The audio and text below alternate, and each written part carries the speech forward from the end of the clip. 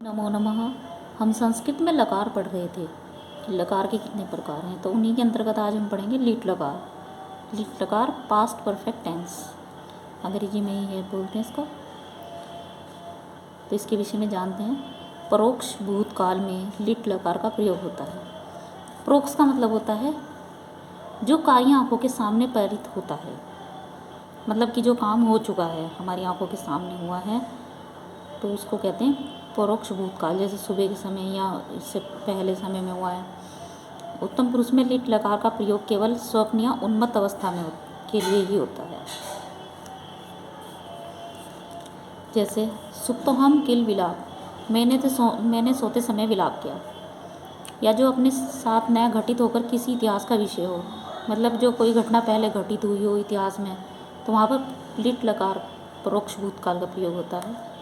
जैसे रामः रावणं ममार, कि राम ने रावण को मारा। तो हम इसके कुछ वाक्य भी देख लेते हैं। प्रथम पुरुष में एक वचन में उसने पढ़ा सह पपाठ, तो यहाँ इसका वाक्य मैंने कहा स पपाठ। द्विवचनम उन दोनों ने पढ़ा, तौ पेठतु। बहुवचनम उन सब ने पढ़ा, ते पेठु। तो आपने देखा होगा इस तरीके के शब्द संस्कृत में बहुत कम मिलते हैं देखने के लिए, कम ही प्रयोग होता है। मध्यम पुरुष तुमने पढ़ा, तुम पेठित, तुम दोनों ने पढ़ा, युवाम पेठतु।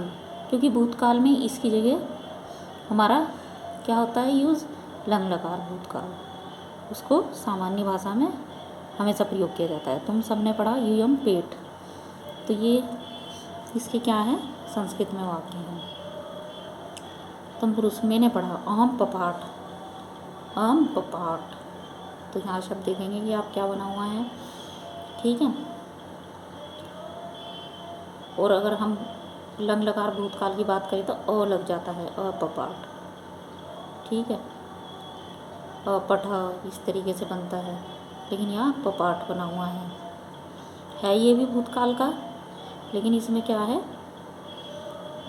कोई बात अभी घटित हुई है या काफ़ी टाइम पहले घटित हुई है, उसके विषय में इसमें बताया जाता है। हम दोनों ने पढ़ा आवाम पेठी, आवाम पेठी। तो ये यहाँ इसका संस्कृत में वाक्य बना हुआ है। हम सब ने पढ़ा बहुवचनम में, वयम पेठिम। ये यहाँ पर हम के लिए तो वयम ही आएगा, लेकिन जो धातु है लिट लकार के लिए क्या बनेगी, पेठिम। ऐसे ही यहाँ पर बनी हुई है द्विवचनम में पेठी, कि हम दोनों ने पढ़ा। और यहाँ हम सब ने के लिए वयम, और हम दोनों के लिए क्या है ये अवाम, लेकिन पढ़ा पेठी आया है उसके लिए। और यहाँ मैंने पढ़ा, मैंने के लिए अहम है, पढ़ा पपाठ। तो इस तरीके से इसके वाक्य बनते हैं, या इसको हम इन वाक्यों के माध्यम से समझ सकते हैं, इसके अंतर समझ सकते हैं।